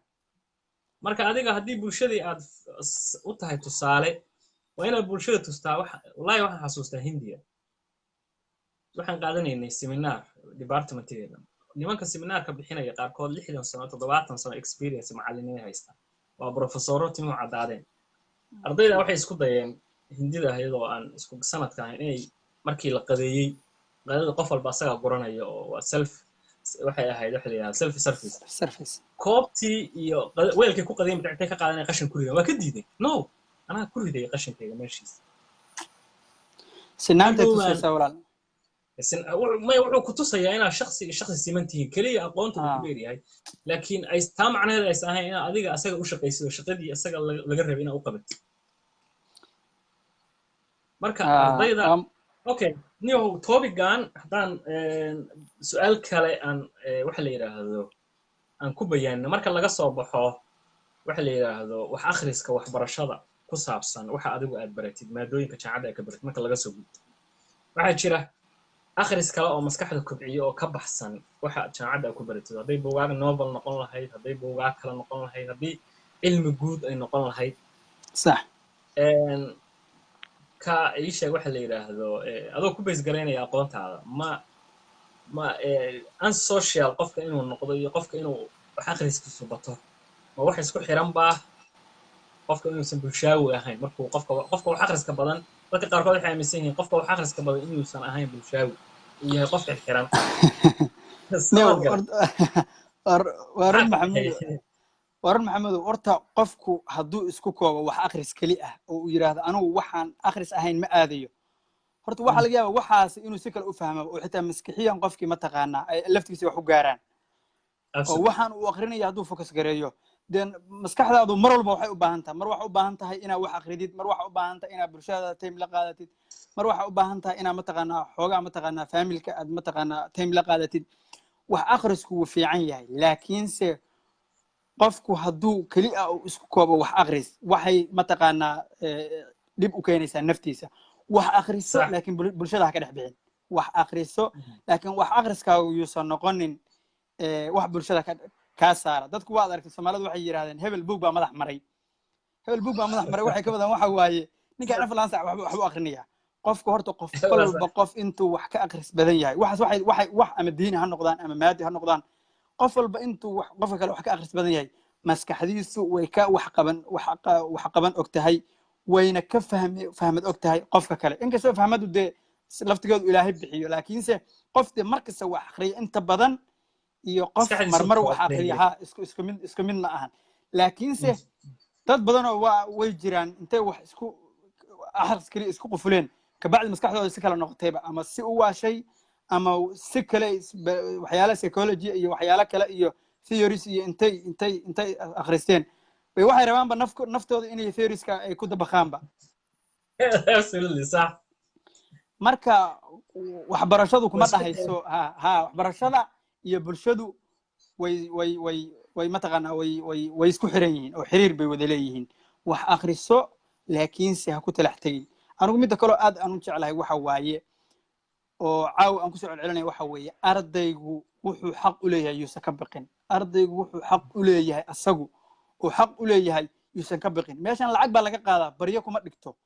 lacag baa laga qaadaa anu ma dhahayo dee macalimiin cay iyo aflagaada same iyo waxaas laakiinse xishood macalimiinta ixtiraam macalinku waa waalidkaagi labaad ixtiraam buu kaa mudan yahay laakiinse inaad macalinka wax weydiisid oo macalinka aad saaxiib dhow la noqotid oo wixii kugu adeeg aad weydiisid ma ahan wax mataqaanaa qalad ah oo macalinka inaad weydiisid laakiinse waxaa la yidhahdaa macalinka waxaa la dhahaa 25% wuxuu ardayga u sharaxo laakiin 75% ardayga laga rabaa inuu raadiyo ardaygu waa inuu timetable samaystaa waa inuusan fiirin imtixaankaana ku baasaysaa iyo mataqaanaa shahaado qaado iyo waa inuu waxaan mataqaanaa waxaan wax ka shisheeya inuu leeyahay oo hadaf ah oo ah beri ka maalin xagee bulshada ka galaysaa maxaa bulshada u qabanaysaa naftaadii waa kaafisay maxaa faamilkaaga u qabanaysaa bulshadaada maxaa u qabanaysaa ee ha isku soo koobin imtixaankan waxaan imtixaan u diyaarso ardada waxaa ardada kaloo dhibtaas xifdiya bari waxa weeye imtixaanka marka laga soo baxay galabkii weydii waxba ma garanayo ardayga waa xifdiya waxaas xifdiya hadduu garan waayana su-aashaadii ka soo tegayaa waxa loo bari kamacdina maskaxdii waa mataqaanaa shorti memorygu geliyey waa baxeenba wixii waxba kama garanayo laakiin waxa haddaa arday tahay ardayo marka hore waxa fahantid baad qaban kartaa laakiin waxa haddaada fahmin ma qaban kartid mana xifdin kartid صح marka walaal waxa waaye ardadeenu runta markii laga hadlo dhibaato badan bay qabaan waxa koobaad oo wax laga qaban karana waxa waaye arday horta timeka in loo siyaadiyo haddaan timeka loo siyaadinayno waxa waaye timekooda wax badan ha loogu qabto oo ardadan inta sawirada la istaagayo wax yar loo xariiqayo buug loogu qorayo la tagayo waxaas ma ahan wax arday mataqaanaa uu wax ku baran kara ma ahan tan kale waxa weeye macallimiintu ha fahmaan arday kasta siba wax u fahmaa arday baa sawirka wax ku fahmaa arday baa wuxuu wax ku fahmaa sharaxaadda arday baa wuxuu wax ku fahmaa mataqaanaa picture in meesha la keeno qaar baa wax la sawirayo mataqaanaa waxyaalo la sawirayo wax ku fahmaa mid baa wuxuu wax ku fahmaa example in wuxuun waxaan example u keentid wax ku fahmaa marka intaasoo ardayna hal galaas bay wada fadhiyaan soo markaa wax sharaxaysid waxa waaye mid kasta wuxuu wax ku fahmi lahaa inaad keentid taasna waxay ka helayaan waxyaalaha theorieska oo mataqaanaa educational mataqaanaa theorieska inay macallimiintu akhristaan theorieska laga helayaa waxaas mataqaanaa noocyada ardaydu mataqaanaa ay wax ku fahmaan waxa theories badan baa jira education waxaan u malaynayaa waa waxyaalaha ugu badan oo theories ku kaha oo theory mataqaanaa dadkan mataqaanaa theoreticalka ay ka hadlaan marka waxyaalaha theoryga inay ka hadlaan waaye midda kale oo aadka muhiimka igu ah oo ardayga inuu dadaalana keenaysa ardaygu inuu guulaystana keenaysa macallimiinta iyo iskuulka iyo maamulkana sharaftooda ilaalinaysa waxa waaye ardaygu inaad la socotid imtixaan buu maanta galay muxuu ka keena waa inaad ururka horgaraysid oo aad tustid halkaasaa maraysaa kan hooseeya meel gaara ugu yeer niyo waa hooseysaa imtixaanka dambe iska soo diyaari mid kasta taasna waxaa lagu keeni karaa hadda arday wax activity laga qaado imtixaan laga qaado baa loo keeni karaaye arday aman imtixaan ba loo keenin rikoorkiisa see loola soconayaa oo waraaqaha waaweyn ugu horeeyaan imtixaan oo kale ma garanaya marka waxa waaye macallimiintu waxa fiican inay formative assessment ay isticmaalaan formative assessmentiga waxa waaye maalin kasta waxaad qaaday baa ku record garaynaysaa marka berri ka maalin ardaygan recordkiisa si easy ku helaysaa waayo shalay wuxuu keenay waa ogeyd darhad waa ogeyd waxa kaloo nadilay waxa waaye tusaale ahaan oo kale lamaba ogaba ardaygaani maalinta sanadku dhammaado unbaa waxa la iskugu dardarayaa waa dhacday unbaa loo soo dhejinayaa muxuu sanadka dhan maxaa qabanaysa ardaygan maxaa ula socon weyday markuu uu sameynayay dhicitaankan iyo waxaan aaway arday ka waran activity beri sugaya maanta ma fariisanayo wuu diyaarsanayaa haddii la yidhaahdo war halkaasay ku dhegan tahay inuu time management samaysto bugaagta soo qaado mataqaanaa active arday noqo marka galaas ku jidhid wax fahan waxaan wax comprehensive camal u fahan oo mataqaanaa understandable ah waxaan adiga ha isku adkayne fahan horta raadi imtixaanka ardaygaas ardada asagoo fudud buu gelayaa oo mataqaanaa ardada asagoo fudud buu gelayaa waxaan kale oo dhibtana haysata waxa waaye macallimiinteenna waxa waaye heerka ay joogaan uma qalmaan runta markaan ka hadlo heerka ay iskuulka ay ardada wax u dhigayaan inta badan 90% uma qalmaan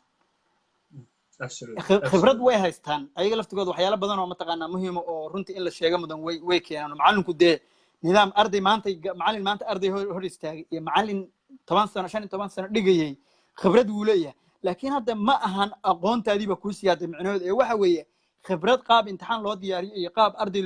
loo waardiyeeyo iyo imtixaan loo waardiyeeyo iyo qaab imtixaan loo saxa iyo qaab arday loola dhaqmo baa bartay laakiin macallimiinteena ardadu ulama dhaqmaan ardaygu siduu ka mudan yahay xitaa ardayga markaa su'aal ka weydiinaysid magaciisa ku bilow hebel ardaygu xitaa wuxuu dareemayaa kalsooni buu dareemayaa hebel su'aasha maxay ka qabtaa ha u weydiinin su'aasha inaad ka cilmi badan tahay ase sharaxaad inuu wax sharaxo su'aashaas ka jawaab ha dhihin waxaas sharax dheh waxa maxaa ka fahansan tahay tusaale ahaan waxa Soomaali ahaan ugu sheeg waxaas maxaa ka fahansan tahay adoo Ingiriiska xagga isaga dhig Soomaali ahaan waxaas maxay qabtaan waxa marka hore luqadiisa waa inuu ku fahmo hebel waxaas adoo magaciisa si xushmad leh uu mataqaan u dhageysanaya magaciisa ugu bilaabayo dhageysanaya waxaas bal noo sharax wuxuu ku saxnaa waxaas mataqaan waa saxday taasna waa soo dhaweysay u sax intii kale u sax cabdisaaq horta fikirkaasi waa fikir fiican insha allah barnaamijka dambe kolay saad noo soo jeedisay waxaanu ka dhigaynaa sidee loo badbaadin karaa ardayda dhacaysa absolutely niyahow qodob kalaasna jiro hadda laftarkayga maskaxdeeda ka guuxayay oo hadalladaada iga soo gaaraya oo ah laftarkiisa topic in laga dhiga u baahan ardayda aan hadda ardaydayda ahaydna intaan wax dhigayay aan inta badan ku dhiirigelin jiray waxaa ka mid ahaa niyow bulsho ahaan kelmadda mahadsanid dee luuqadeenna way ka mid tahay laakiin intaa isticmaalna way yarta hadda meel baan waddankan aan joogo amaba hindiya laftarkeedii waxaa laga yaabaa maalintii inaan isticmaalno kelmadda mahadsanid 100-200 oo jeer inaan maalinta isticmaashid baa suuragal waxaa laga yaabaa adiga hadda meesha joogto laftarkaaga qofka ku ag maraya markuu waddada kuu banneeyo mahadsanid mid markuu qalinka mahadsanid mid markuu wax la yidhahdo wax yar ku yidhahda mahadsanid ma garat sax taa laftarkeeda marka macallinkii laftirkiisa ma dareemo in loo mahadnaqayo waxa ardayda uu siinayo iyo waxa qiimaha ardayga laftirkiisii hadduu macallinka wax u qabto ardayga waa baxayaa waxbuu u soo qaadayaa qalinka wax ku qor lahaa u soo qaadaya ama jeesta u keenaya macallinka wuu ka qaadaya waryaa fariiso uu leeyahay waryaa hebel kac orod qalin ii soo qaad ardayga waa la kiciyay qalinka soo qaaday wuu soo laabtay qalin ka qaadaya fariiso waryaa meeshaada ku laabo احترام اوغا حق احترام كان نغو ير sida inay tahay waajib arday inay tahay waxa moodaa waajib ardayga lagu lahaa inuu jeestada soo qaado hadaba shaqada waa shaqadii macallinka iska lahaa inuu wixiisa soo qaato soo diyaarsado marka ما ardaygii wuxuu ku leeyahay wariyaha la kac soo qaad marka soo qaad kac wariyaha iga fariiso meeshaada hala hadlin ka ardayga mid la hadlay wariyaha hala hadlin fariiso kursiga kula wariyaha saacada ku jiro marka حتى iyo taa ها laftirkeeda حتى taa محمد laftirkeeda واحد qayb كان دحقله حتى واحد كان دحقله ah محمد waxa fiican macalinka ardayga markuu ardayga wax weydiinay waxa laga yaabaa su'aal koowaad inuu weydiiso waa inaa weydiisay hebel maxaa hebel weydiisay hadduu yiraahdo macallin wax noo gaaraa weydiiyey haa laakiin hadduu dhaho macallin ama su'aal baa weydiinayay waa inaad halkaa kala soo dhex baxdid macallinka waxaa la rabaa ardayga inuu si kasta uu macallinka waxa ku jira ula bixi karo inuu macallinku sameeyo absolutely dhammaan waxa la yidhaahdo ardayda kale waxaan filayaa dadka ugu badan oo nagu xiran waa arday iyo waaridba waa ku jiraan aad baa uga mahadnaqaynaa barnaamijka ay qaybta nagala noqdeen aniga iyo laakiin maxamed waxay ka dhex galay waxa waaye topican wax mataqaanaa sidii dadku xoogaa mataqaanaa wuxuun uga qaataan topican waxyaalo mataqaanaa ardaygu sidee wax u diyaar sidee bay mataqaanaa ardayga mataqaanaa wax diyaarskiisa uu mataqaanaa u badin karaa bay ahayd marka dadka xoogaa yar waxaan jeclaan lahaa inay xoogaa yar mataqaanaa ay wax nowd garaystaan inta hadda meesha ku jira ama wax yar ay qortaan wax yar aan siino oo bal mataqaanaa ay sii qaadan karaan marka anoo soo dulmaraya midda koowaad waxa weeye ardaygu inuu horta u ogaado fiiro dheer inuu ardaygu leeyahay uu imtixaankan iyo waxaan dhow iyo goolaskiisa aysan ahayn oo meel fog uu wax ka arko qodobka koowaad sax ha midda labaad waxa weeye meeshaas uu u socdo qodxo badan iyo waxyaalo badan bay leedahay inuusan weligiis niyad jabin waxyaalo badan buu arkayaa imtixaan buu ku dhacayaa buug buu weynayaa marba iskuulka laga cayrinayaa waxaas oo dhan waa inuu liqo oo uu fiirsado meesha u socdo qodobka labaad absolutely sax midda saddexaad waxa weeye timeka waa waxa keli ah oo qofku aakhiriya adduunba ku badbaadi karo hadduu xag ilaah uu timekiisa uu mataqaanaa wax ugu qabsadana waa ku badbaadiyaa xag adduun wixii adduunna hadduu ku qabsado ku badbaadiya timeka waa inuu muhiim ugu fadhiyaa qofka ardayga ah oo uu ogaado timekan inuu ordayo maanta hay iskuul buu ahaa berri wuu dhammaynayaa maxaad qabsata timeka waa inuu si mataqaanaa aad iyo aad u qabsadaa waa midda saddexaad waa midda afraad baan leeyahay midda kale waxa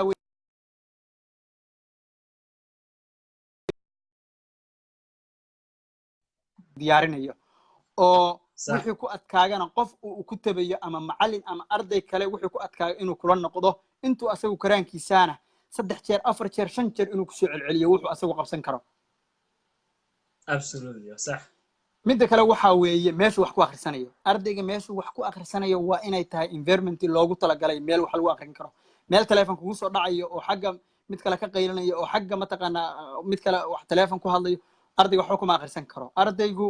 waa meel markuu wax akhrisanayo waa inuu dadka ka dhex baxaa oo meel asaga u gaara oo meelaha ardaydu wax ku akhristaan loogu talagalay inuu ku akhrisado absolutely sax midda kale waxa weeye waaridku ardaygu wax allaaliya wuxuu u baahan yahay oo facility ah waa inuu siiyo waayo ardaygan inuu u baahan yahay hadduu maanta 2 saac 3 saac uu fadhiyo library fadhiyo ama meel kale fadhiyo wuxuu cabitaan yar ku gadan lahaa iyo wuxuu wax la siin lahaa iyo lacagta ardayga la siiyay kaliya ma ahan lacagta iskuulka uu ku bixiyo kaliya waa sax way dhiirigelintii iyo dhaqaalihii labadiiba sax dhanka waalid ardayguna waa inuusan lacagtaas u adeegsan wax kale waa inuu hadduu mataqaanaa meeshiis markuu wax yar akhristo ama shaah soo cabo ama wax yar soo cabo inuu diyaarsado midda kale waxa weeye markuu ardaygu wax diyaarsado waa inuu resultigiisa dib u fiiriyaa war waxbaan maanta dhan diyaarinaye maxaan ka fahmay waxaan aan diyaarinayay intee in la eg baan ka fahmay waa absolutely waa sax haddii wixii uu diyaarsaday ay yar yihiin oo meeshii uu rabay aysan gaarsiisnayn waa inuu dadaalkiisa sii badiyaa oo saacadaha uu akrinaya uu sii badiyaa oo mataqaanaa meel kasta dadaalkeeda uu ka badiyaa ardayga horta intaasaa laga rabaa macallinkana waxaa laga rabaa ama maamulka ardada inay isku mataqaanaa isku migsad gareeyaan oo ardayga hooseeya iyo ardayga sarreeya ay isku group ka dhigaan oo ardaygii maanta ardada wax ku dhaama ay dhahaan niyahow ardada galaasis ugu soo celi oo wax ugu soo celiyo ardada waxaan walaalaha weeye waxaan fahamkan ilaahay baa ku siiyey ardada walaalaha gacan qabo xilliga macallinku maqan yahay galaasyada macallinku ka maqan yahay oo kale ardada oo u farax sax ifan hadduu xitaa taa samayn karin saacadihiisa way badan yihiine ardada inuu mataqaanaa ama galaas ama guri aqol uu wax ugu diyaariyaa asagana hadhow mataqaanaa wixiisii maskaxdiisa oo kusii kubcaysa ayaguna waxooda way ka qabsanayaan absolutely صح marka way badan yihiin ardaygu suu guulo ka gaari karo laakiin waxa furo u ah horta ardaygu ma yahay asagu mid guul raba inuu gaaro ma taha waa furaha koobaad oo ardaygu laga rabo absolutely ma insha Allah qodobadaas hadda aad point garaysay oo dhan video yar baan ku soo diyaarinayaa iyagoo qoraal ah waxa la yiraahdo codkana uu dhinac socdo insha Allah oo waxa la yiraahdo si gaar ah si ay iyaga laftirkooda laga yaabo hadda qayb kuwa badan oo qaybta dambe aan la socon inay jiraan iyo kuwa qaybta hore la socday dadku marba qayb baa baxaysa qayb baa soo galaysa marka video yaroo aan soo edit gareeyaan u sameynaya oo qoraal ayadoo ah qodob u taxan yihiin insha Allah u soo diyaariyo wixii kalena ku dar walaalle wixii kale adiguna danin aqoon yahana ka insha Allah wixii kalena ku kab insha Allah qofkii kale xitaa xog keeni karo muhiim ah ilaa ma ogtahay wixii wax la isku keeno wixii markii wax la isku keeno adigu wax keento anu wax keeno arday kale wax keeno xitaa ardada fikrad waa ku jidhaa ardada laftigeeda oo macallimiintu kale wax keeno oo xitaa qof kale oo walaalkeena oo Soomaali asagana fikrad keeno ardayga markaas wuxuu wax ku qabsan karaa ka soo baxaya absolutely وحقيق ما إن شاء الله وساسا يلي نعدي له يراهدو aad baad mahadsantahay walaal aad bay dhamaan dadka u mahadsanyihiin insha Allah waa dadaalnay aniga Cabdirasaaq inta awoodayda ahayd waqtigaasna waqti naga go'an ma ahayn wallahi anu taa waxa isi dheer baan ku sheegmay wallahi ilaahay baa hadda labadeena saddex naga ah waxaan jeclahay mar inaan dalkii tago wax kale kuma jeceli waxaan rabaa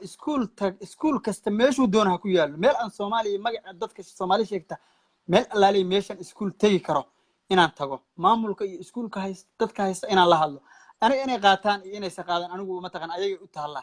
wax koobaad oo aan kala hadlaynayo waxa weeye hooyada masaakiinta aabaha masaakiinta lacagtu ka baxayso iyo ardaydan dhacaysa kuwii hore wayba dhaceenbe war kuwaan dhacaya ma taqaan wax u qabta ardayga iyo macallinkuna waa sameeyeen Cabdirasaaq intaana ka bixin maskaxdeeda aad iyo aad bay uga go'day aad baa ugu mahadsantahay barnaamijka niyo intaana ka bixin kulay barnaamij kalena hadaad samaysayna already waa samaysay hadaadan sameeyna oo kugu dhiirigelin lahaa niyo waxaan aad Cabdirasaaq kugu dhiirigelin lahaa maadaama waxa la yiraahdo education management master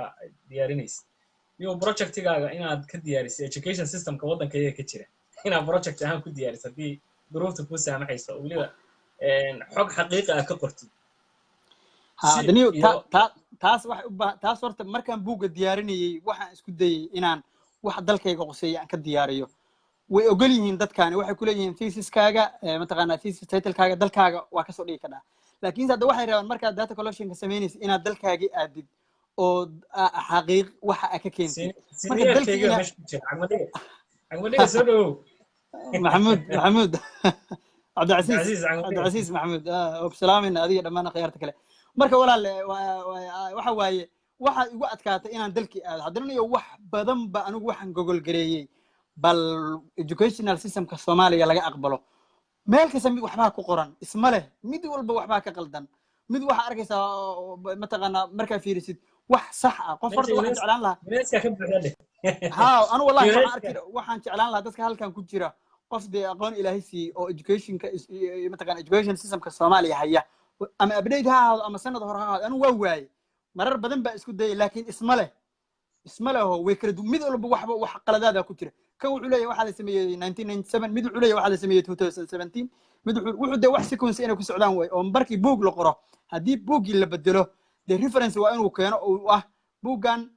waxa mataqa boogaasa jiray laakiin hadda kana update ah oo kana hadda cusub oo qof aqoon-yahan haduu bookii bedelo waa in mataqaana reference